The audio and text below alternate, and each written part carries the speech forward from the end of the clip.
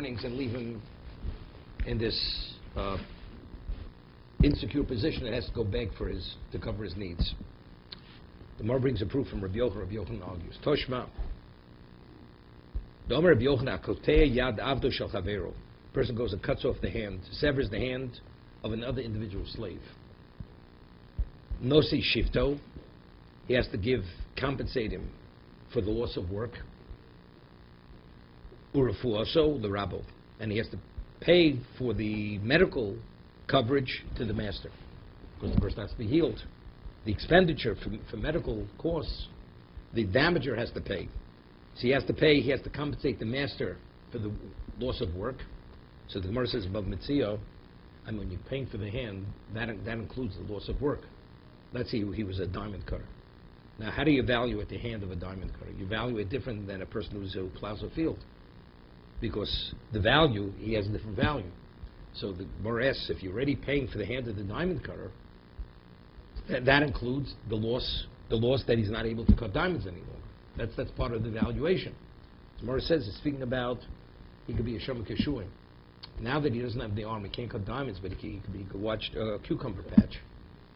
So, but now until he recovers, because he's just been injured, he may be out of work for 2 weeks. So you have to compensate the master the wage of a cucumber watchman, which is a lot less. It's irrelevant. Odom would load them. Shoge meza, it doesn't make a difference. The damager has full liability. Okay? So he pays shifto rufos l'rabo. Voso eved nizo minat stoka. And the slave is supported from charity, from the community charity. So what do we see over here? The master is taking the shevis. I mean, what is that? That's the wage of the slave. That's going to take the wage of the slave, and he's pocketing it. I mean, normally the slave would be working. So what is the master providing the slave? He's taking something which is equivalent of his earnings, and now he says, you'll be supported from charity. So that's asay miveni zonoch. Shmami no. So from Rabbi Yochanan's statement, we're able to draw, to infer, Yochel Rav Loma Levet asay miveni zonoch. Work for me, do for me, and I will not support you.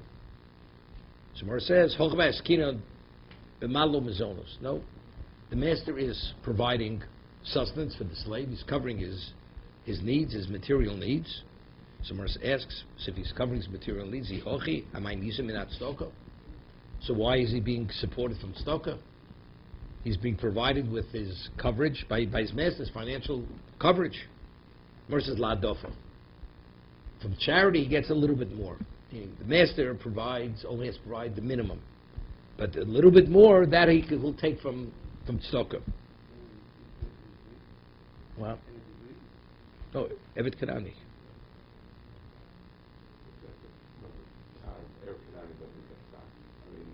What the Gemara talk about? Sorry. Three others also. Yeah, the Gemara says, "Yochi nizon misparnitz mi boile." The word nizon is the connotation. Nizon is the bare minimum, meaning that's a sustenance. Misparnitz means you're supported. Full support, meaning to provide for it. So it shouldn't say nizon minat stoko. It should say misparnitz minat stoko. Misparnitz mi boile. Elav shma minos. We see clearly that Rabbi Yochanan is of the opinion Yochel shma minos. Conclusive proof. Rabbi Yochanan argues with Rav that a master could say to a slave, "Asay mi v'ein zonoch." Work on my behalf, I'll take your wages, I give you nothing. You're my chattel, and therefore I dictate your life. I mean, there's no question. He can't starve him to death, right? There has to be a period of time that he allows him to go beg. He says, well, I want you to work for me every moment. And that's how he's supposed to live. Omamar, now we're going to review what Rabbi Yochanan said. Hanosei shifto rufosu l'rabo. He must give the shefes. This is the, what would you call shefes? How do you refer to shefes? Loss of work. What? Loss of work. I mean, that's okay. And the medical coverage, the medical cost to the master. So there's a shifto pshita. Do you have to tell me, of course? I mean, if he causes him the loss of work, of course he has to pay shefes. Rufos Yitzchak. What's the chiddush? That the master gets the refuah, gets the cost of the medical coverage. Why? No. We're talking about the master actually is going to pocket it. I mean, you have to pay the doctor. Well, that's no. Mer says Rufos di Dehi. So Mer says Rufos di Dehi the boy at Suyibay. The refuah is his because he has to what? He has to heal him. He needs that money to heal the slave. The masters? No, it says we're saying the refuah belongs to the master because the boy Itzuibe, because he has to pay the medical bills with it. You could learn it or it's the slaves. Yeah. So if that's the case, why should the master? It seems to be it's given to the master. The master, the connotation is that he has a right to retain it. But if the slave needs healing, so I mean the slave should be given, right? Let's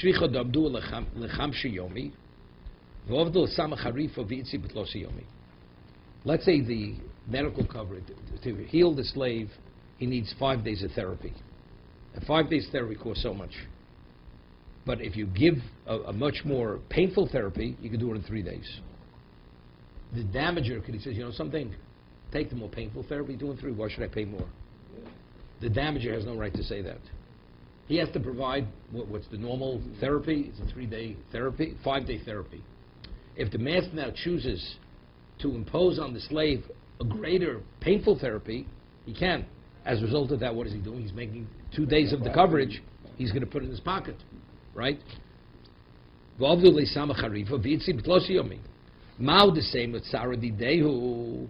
You may think pain, the slave suffering pain, he should be compensated for the pain, right? Because that's his personal, that's something personal.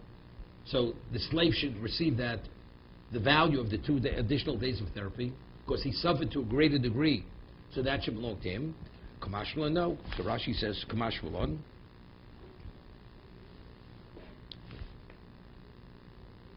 The whole Shevach Shabo Habo Liyodo.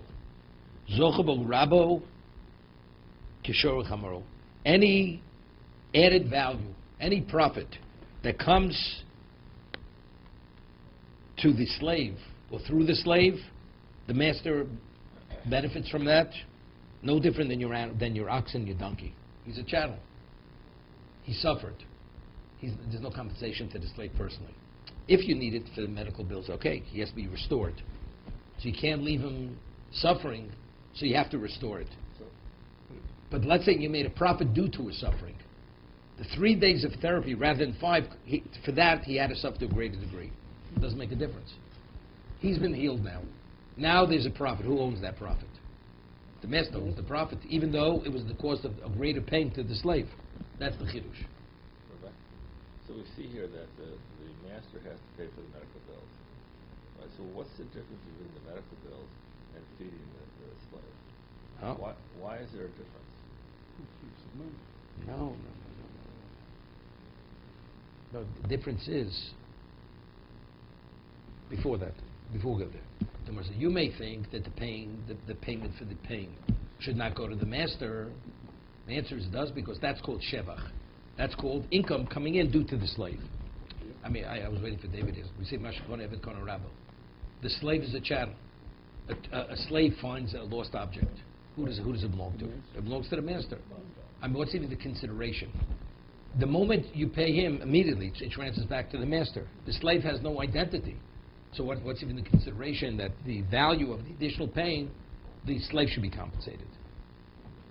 The slave is no yad.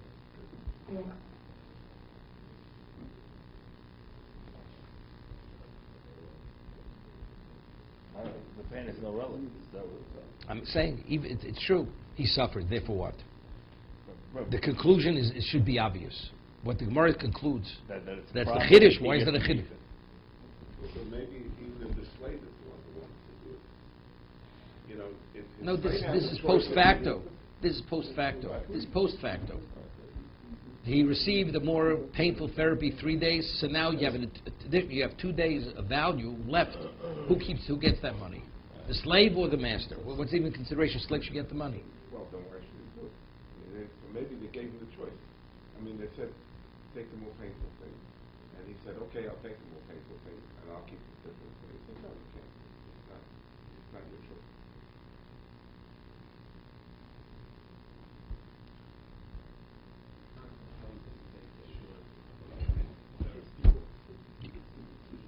No.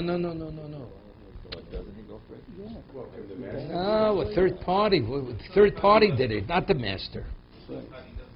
Cover. But a third party has to pay Yeah. for the rehabilitation. Right. And it costs it's 5 days worth. He would give the master 5 days worth. And now the master says to the slave, I'm going to give you a more painful treatment. It's going to take 3 days. Who can make the extra money? The slave says, okay, I'll do it for it. It's not that the third party decides that to give him the more painful. No. The master does it. I understand that. Yeah. But what is the issue? The issue is after he's given that, who owns those the two additional? Now he has money for 2 days. It must be the master. Of course, it's the master. It's obvious the master. Well, can he do that? Is the question. So it's the saying, yes, he can. Otherwise, it's not fair to the slave. The master is being paid for recovery of the slave, and he's making a profit on it, which he shouldn't really be doing. Yes, he can do it. So, isn't the way SAR is calculated that it's based on how much a person is willing to take to receive the pain? So the answer to the slave is 0. I wouldn't take anything because I'm not getting the money. No, but it's not this person. So anybody. We're not talking about this particular person. If a person theoretically needs money, he says, what will you be agreeable to to endure this pain? How much money is it worth your while? But it's a general, it's not just... Right. I mean, you have to say that the master is permitted to give him the 3-day therapy, although he's suffering to a greater degree because that's part of his being an owner, a master, that he could actually inflict greater pain. And this is not considered, he's a sadist over here. Because that's part of his rights to work to cause, if it's a question of profits, he says, like the ox, you work an ox hard. Even though there's nishitzam balechayim, right? You're not permitted to inflict pain on an animal if it's unnecessary. So over here, seemingly it's unnecessary. The answer is no. This is a proper therapy. You have a choice. If it's within the realm of reasonable therapy, he has a right. That he's suffering, okay, it doesn't make a difference. You're no different than my ox and donkey. Anesthesia or no anesthesia? So, a man owns a dog, Very painful. and the dog gets run over by a car. Takes him to the vet, and the vet says, look, I think the leg has to come off. But if you want to, I'll try to save the leg, but it's going to be very, very expensive. Okay? Okay. So now this man really has a choice. It's like the dog is his chattel, right? He can do whatever he Right. wants. Do we think of the slave the same way? A Canaanite slave? Same way. The same way. So the man can decide, take the leg off, or I'm going to go with this. The master has such a right. Correct? Okay. Now, when it comes to the damages, in this particular case, how would we go about things?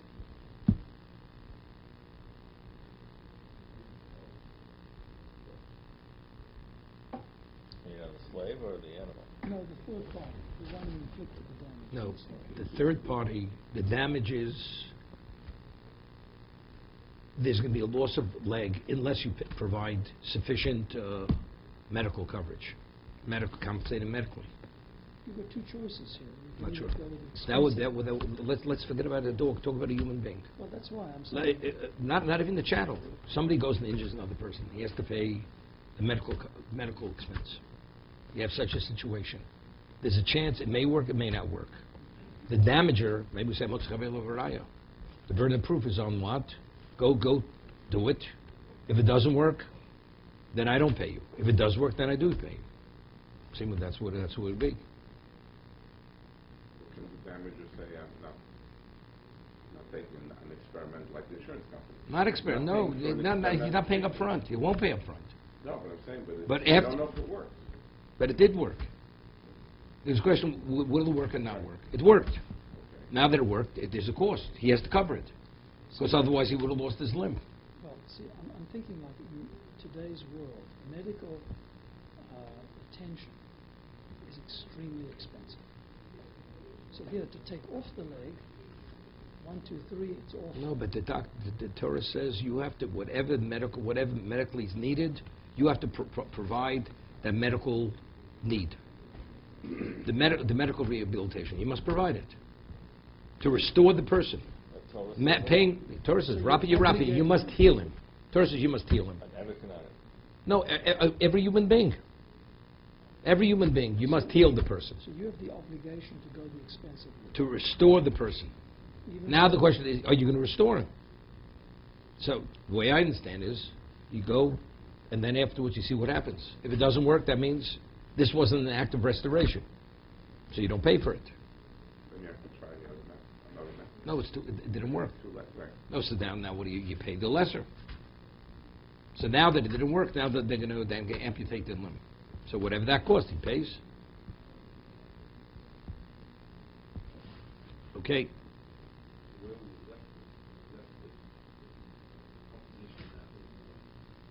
The what? No, we're speaking about that the owner has a right to instruct the doctor to give the more painful therapy, and he's going to make money on it, although the slave is suffering. I thought we just said that the damager only pays for what the treatment is. Is that what we're saying? The damager must pay for what? Only No. what the treatment is. No. The damager can't say, well, I want you to give more painful therapy to your slave. He has no right to say that. When does the damager pay? Before or after the treatment? Pre. So he has to pay for the best possible treatment. Whatever it takes to restore the slave, you must pay. pay. Find a better deal than somebody else. Who? The master. Right. Somebody else. He'll make the profit of it. He'll make the profit. Because he has a right to inflict pain on a slave for the sake of profit. But in the case of the assumption, So what's the issue of pain then? That was the whole question that we were asked. Why was the pain? What's relevance is the pain issue? No, it's still going to be speaking. The master is choosing. Right. Does the master have a right to choose the more painful therapy for the sake of profit? You would think no. Kamashwan, yes. so there's a treatment that you don't have to amputate the leg. Okay, let's get back to this. Therefore, this places the notion that the master is going to send out the slave to beg. I mean, we're trying to work out, the initial proposition is No. there's a difference between get, noshim, and get, Shifra. shifra. No, you can't say. How is this an indication that you get send the slave out to beg? How is this an indication for that? Showing you the degree of control of the master. No. There it's you're taking his earnings. You're taking his earnings and say, go beg on yourself. Beg. I mean, the slave needs it for himself. We're trying to work out, is it a detriment or a... No. We're not there yet. We're not there yet. No. That's next Gemara. Tanya. Wait, really? Sorry. One second.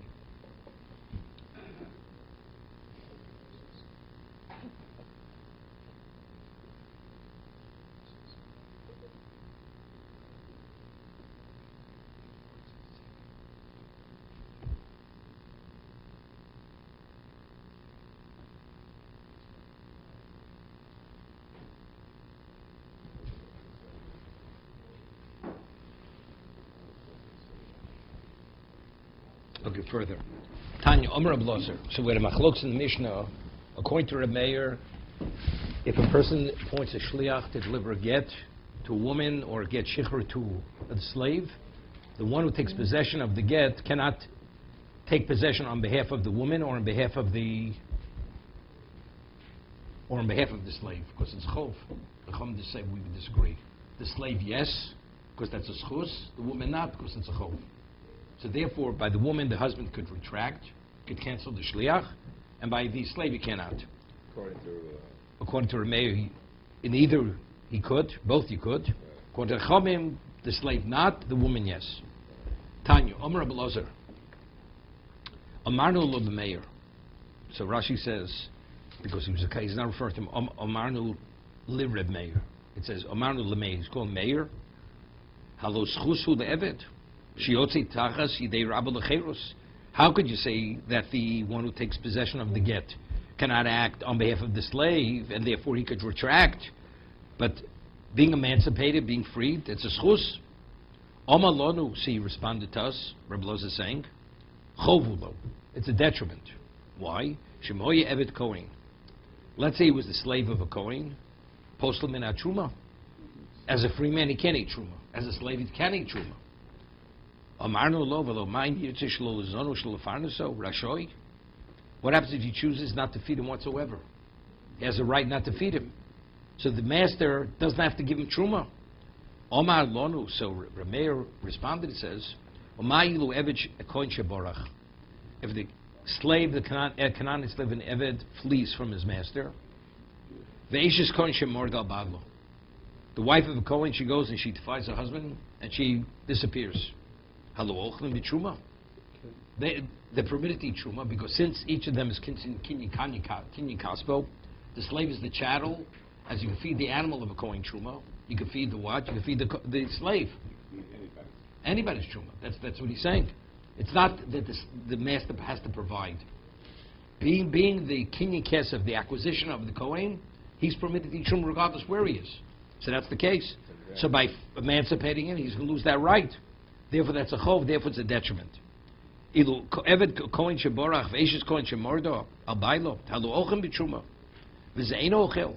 But if you emancipate him and becomes a Jew, he can't eat truma any longer. Aval isha chovulo. An isha, a woman, is definitely a chov. Everybody agrees it's a chov. Why? She can posla bin truma umafsidim and amzonos. She can only eat truma if she's divorced, right? Umafsidim and amazonas, and also all his financial responsibilities to her come to an end. Mike, good. So, Rabbi, why would Rabbi Meir give this example of a Kohen to apply a general principle? Most slaves, let's say, the Kohanim are a very small minority of the Jewish people. Well, the Gemara's going to ask the question next page. Your question, the Gemara asks.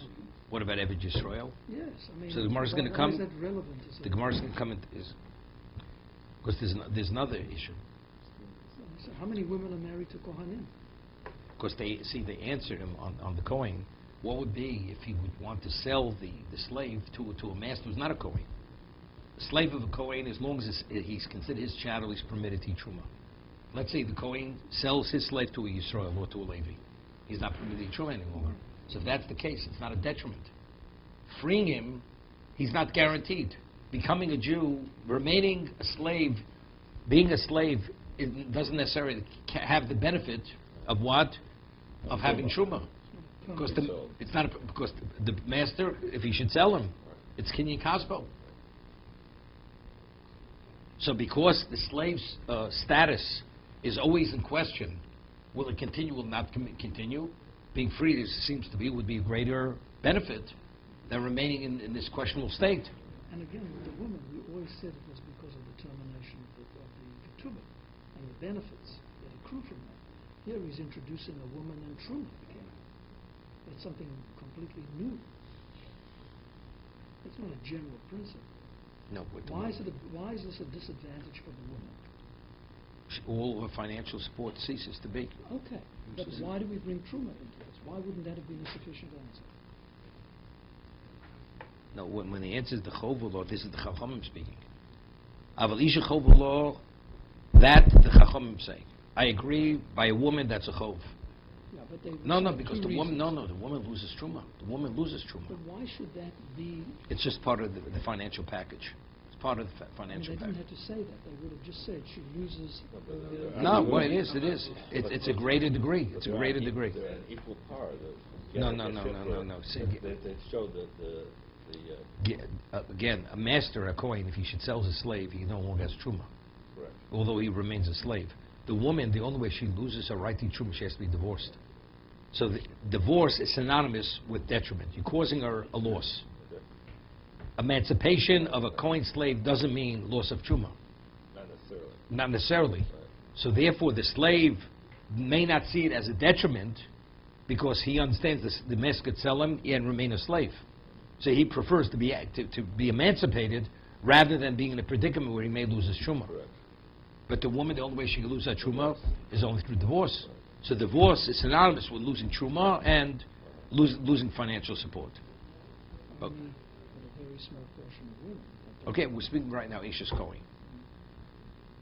if she's not the wife of a Kohen, then the material support is sufficient reason that it's a chov. That's why it's a detriment. Okay? So Mara says, Maika Amrulei, what did they say to Remeir? Maika Mahadalu. And what did he respond? Hochi Komalu. Hey Shiftani al Mazonos. You've responded to me regarding support. Machvin ala Truma. But what about Truma? 1 second. Maybe you'd say, the reason why it's not a detriment to her, let's say the husband would want to divorce his wife. And she's within his Dalan Amos. He takes the get, he throws it within her proximity. She's divorced. So, if that's the case, losing that right, she has no control over that right. Which right? Of retaining the truma. If the husband wants to terminate anytime, he terminates her. Correct. Right? We're saying the reason why the shlich can act on her behalf is because she's secure with truma. She's not secure with truma. Because if the husband wants her to lose that right instantaneously, he gives her the get. But it's immediate.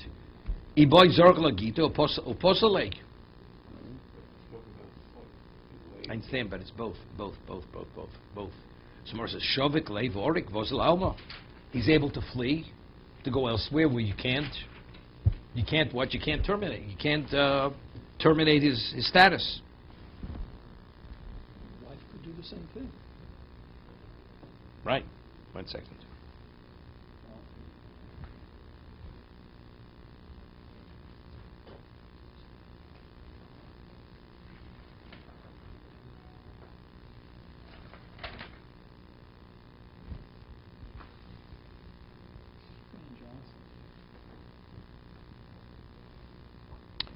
I mean, Tosai is an interesting question.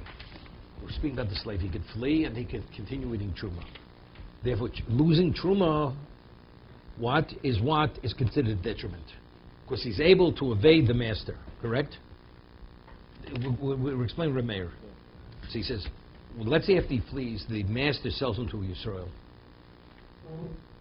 Right? So how is he permitted to eat truma when he flees? Does he know what happened? He doesn't. Maybe when he fled, the master sold him. So how is he permitted to eat truma? So Tosa says, I mean, who's going to buy a slave who fled?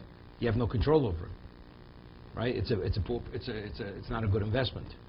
So we could almost say with certainty the master didn't sell because he's not going to find a buyer to buy this kind of slave. He needs to get the slave back before he sells it. Nobody's going to buy him. Right, otherwise. So therefore, that's why there's a presumption that he wasn't sold. Okay? Here, it says too.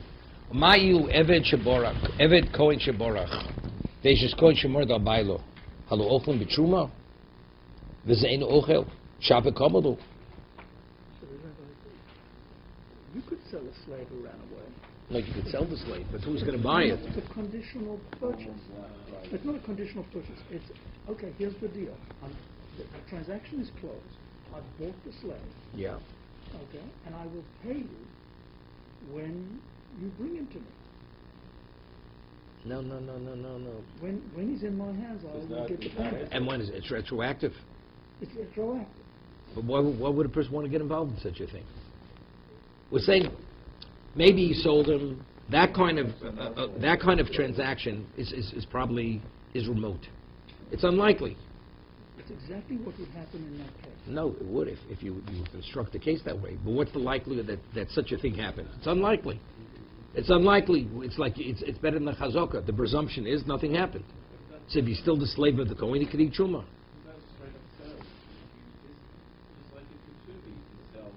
Well, the Gemara says that's what the Chacham ultimately say. That's what they ultimately say. That since factually he's his kinyon, he could sell him for a few dollars. And if he sells him, then he lost the right to truma. And that's what the Gemara does say. And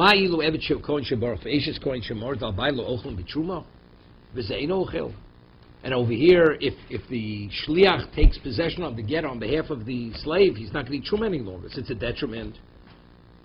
So Remeir responded properly. So what did the Chachamim answer? Omar Rova Hainu de Mahadrilei b'maslis. That's what the Mishnah says. Their response in the Mishnah was they shukinyono, that since the slave is the acquisition, is the chattel of the master, the Kohen, right? Even if he evades him, even if he leaves, the boy shokal abor zuzim Yisrael, he can take 4 coins from a Yisrael, uposale, he can no longer eat truma, right? Uposale kol echadisi, wherever he may be, he's not able to eat truma. That's what the Chum responds to Rameir. Stop.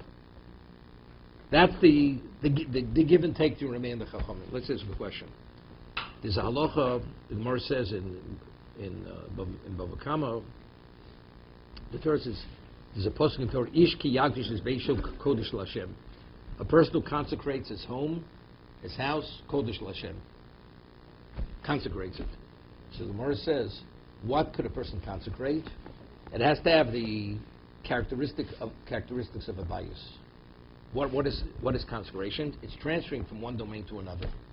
So when are you able to affect something, to change its financial status, if it's similar to beso? Ma beso shelo, right?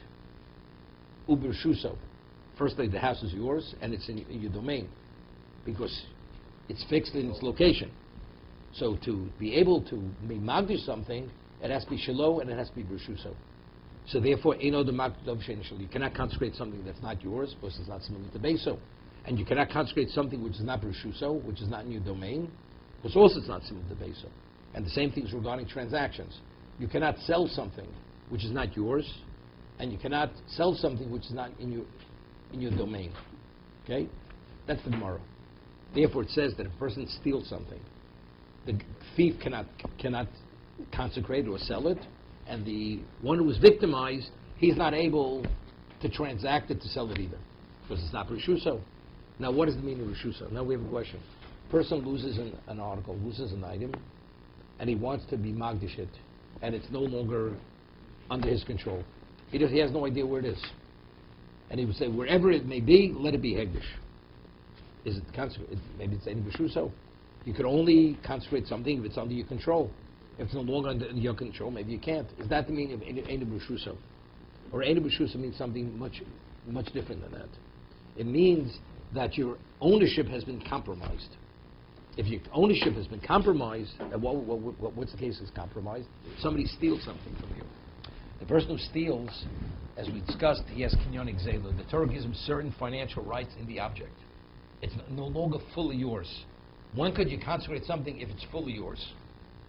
And since it's no longer fully yours, because the thief himself has a financial interest in it, to give him liability, therefore but let's say it's just lost, when nobody has any financial interest in it, maybe you could be magdish it, right? Or you could transact it. The case is that it's safe, you don't have a combination of safe, right? You own it, but it's really not in your possession, right? Different there. There, it's just a question of opening the safe. Let's say it's a safe which you can't open. You have to demolish the building. Is that the differentiation? No. Let's say you can't open it at all. Could be that's like Zuta Shalnyam. Right? That's like something falls in the ocean. You lose all your rights. It's like being in the ocean. So, Rabbi, a runaway slave. What happens if the master despairs? What is the status of the slave?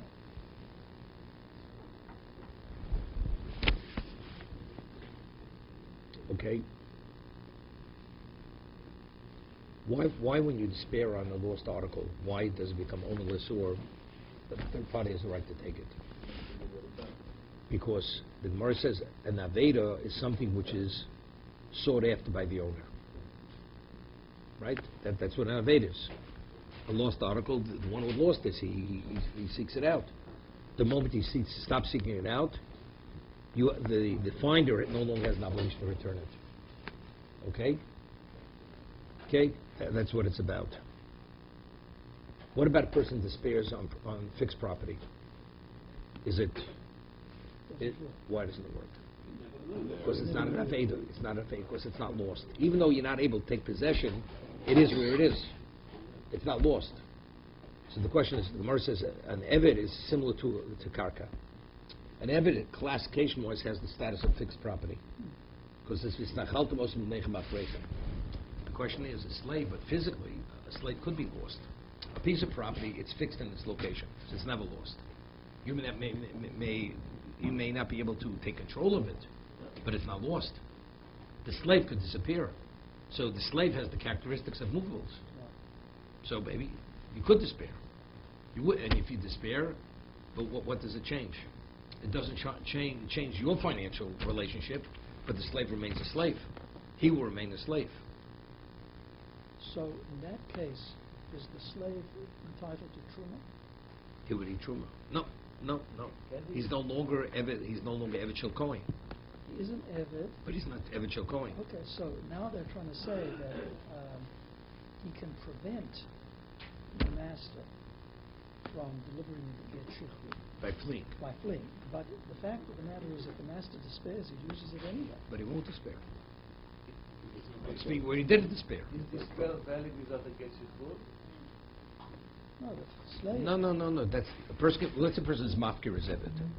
Doesn't make him a Jew. He's still an Eved, but he's no longer Eved Shel Kohen. So if he's no longer Eved Shel Kohen, he can't eat truma. Why not? If the Odin would be mafkir him, he would disown him. Is it effective without a get shechur? It's effective.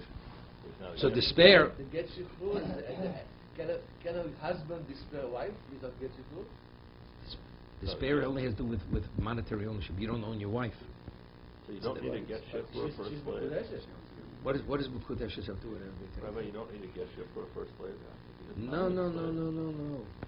For the slave to transition the slave from Eved to Jew, you need to get shechur. Right, but if he wants to just free the slave, He can be mafkir a slave. We had it earlier. It's machlokas. Mafkir avdo yotz l'cherus. He's an Eved without a master? Is that without a master? Well, it's a machlokas. Shmuel says mafkir avdo yotz l'cherus. When you disown your slave, he goes free without a get shechur. and he's not because he's Jew or not. That's the question. It's the equivalent of get shechur. It's the equivalent of get. That's mafkir. But if you don't hold like Shmuel, mafkir avdo, he remains a slave. There's no, his status is slave. Nobody owns him. Nobody No. can grab him and say... Nobody can. There's a question: can anybody emancipate him now? Maybe the original one still can emancipate him because he's the one who created the status to be continued.